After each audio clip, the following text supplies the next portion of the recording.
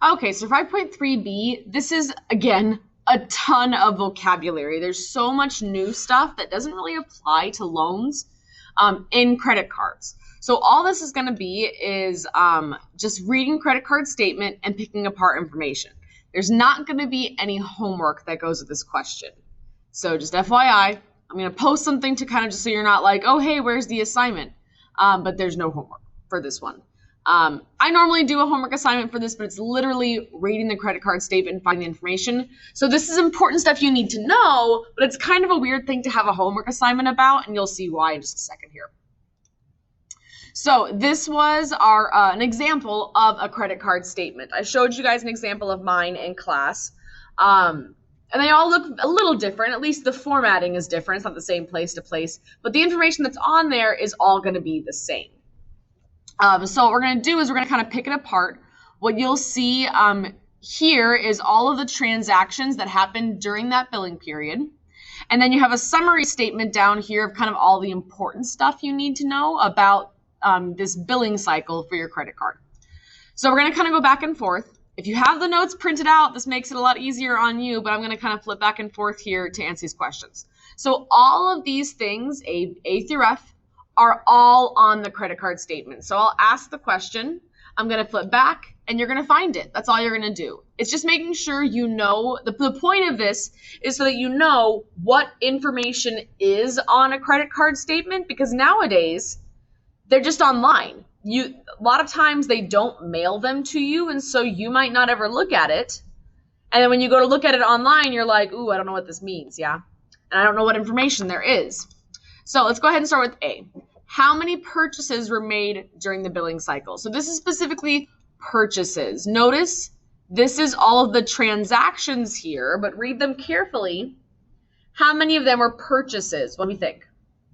2, right? House Depot and Bubble Wrap Shipping Co., this is a payment. So they will list out all of your transactions, which just means everything. But there were only 2 purchases made during this billing cycle. And again, when we say billing cycle, we mean a month. It doesn't necessarily mean from the first of the month to the end of the month, and we'll talk about that in a bit. But a billing cycle is a month because you pay your bill monthly. So now for B, what is the sum of the purchases made during the billing cycle? Now there's 2 things you can do because we do know what the 2 purchases are, but there's something else here that actually tells us the sum of the purchases. So take a moment. We know what the 2 purchases are, but I will tell you there is something on the credit card statement that just tells you that total. You don't have to do the math yourself. Yes, again, you could have added these 2 numbers together. Those are the 2 purchases. The other one is a payment on your card. This is 122. But if you look in the summary, that is the sum of the new purchases. So they summarize for you, hey, here's how much money you put on your credit card this month. So 122, they tell you that because it's pretty important information to know how much money you put on your credit card.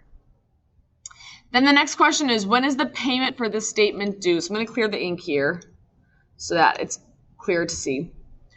Scroll down. So find somewhere on here, when is the payment due? Skim through and see if you can find it. Payment due is right up in the top corner, 5th of December. So notice that these purchases were made in October and a payment in November.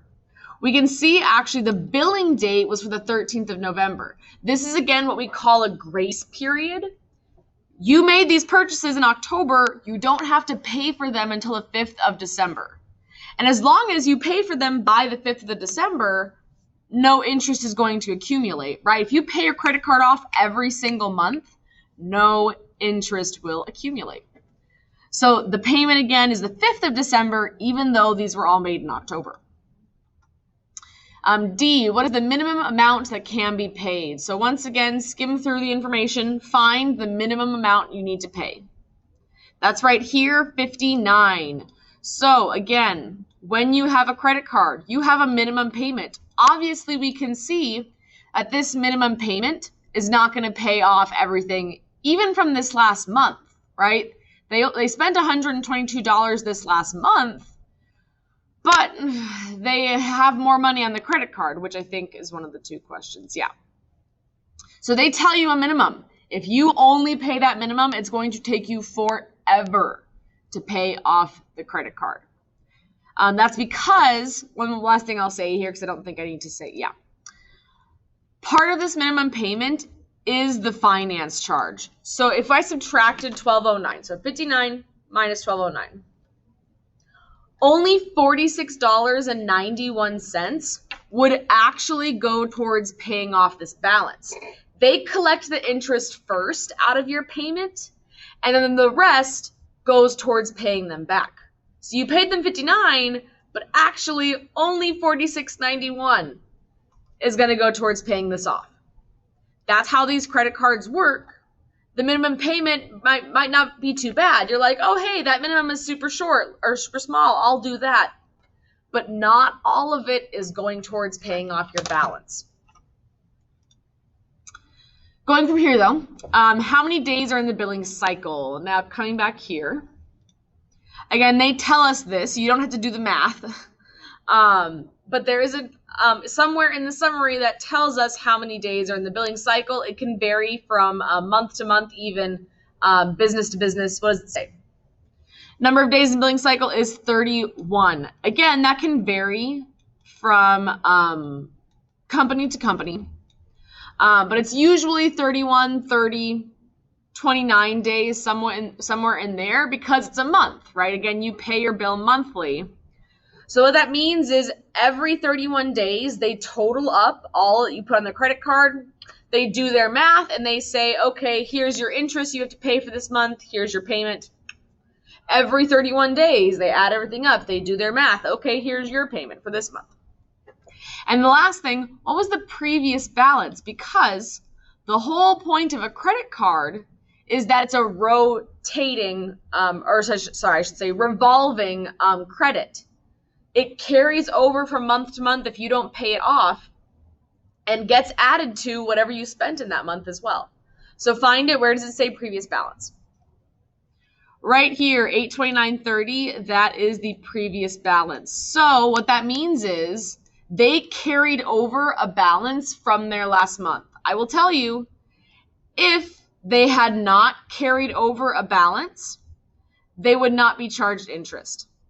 They would just pay the whole thing off and they'd be good to go. Carrying over a balance is where the interest accrues. And I'm going to emphasize that a couple times in class as well. I hope I did. I'm recording this in the past, even though I haven't taught this lesson yet. That if you pay your credit card off every single month, you will not be charged interest.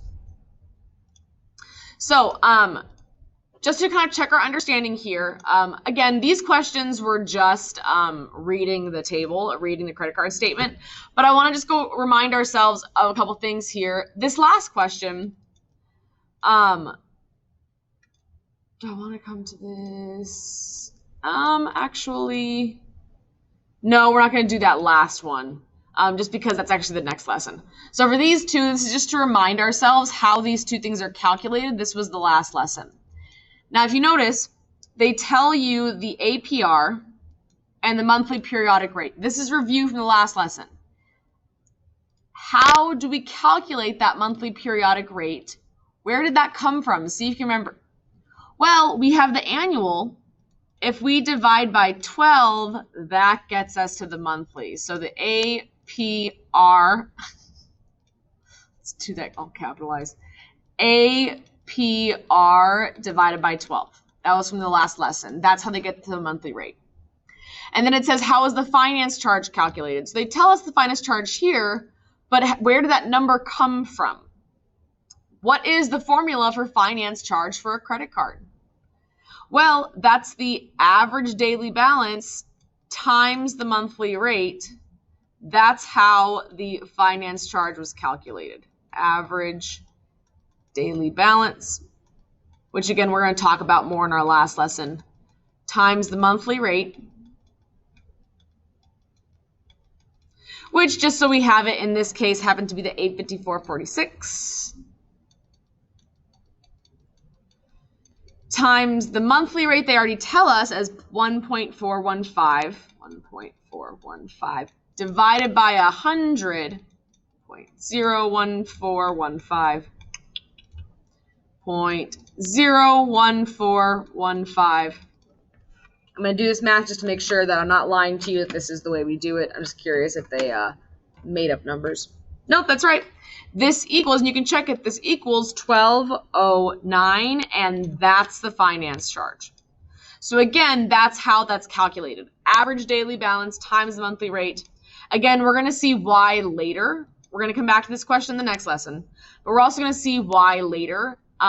This is the way the finance charge is calculated. So once more, there is no homework for this lesson. It's just, I just wanted to go through this to make sure we understood it. And that's it. Yeah. We're going to continue to go on to credit cards. There's 2 more things we need to talk about, and then that's it for credit cards.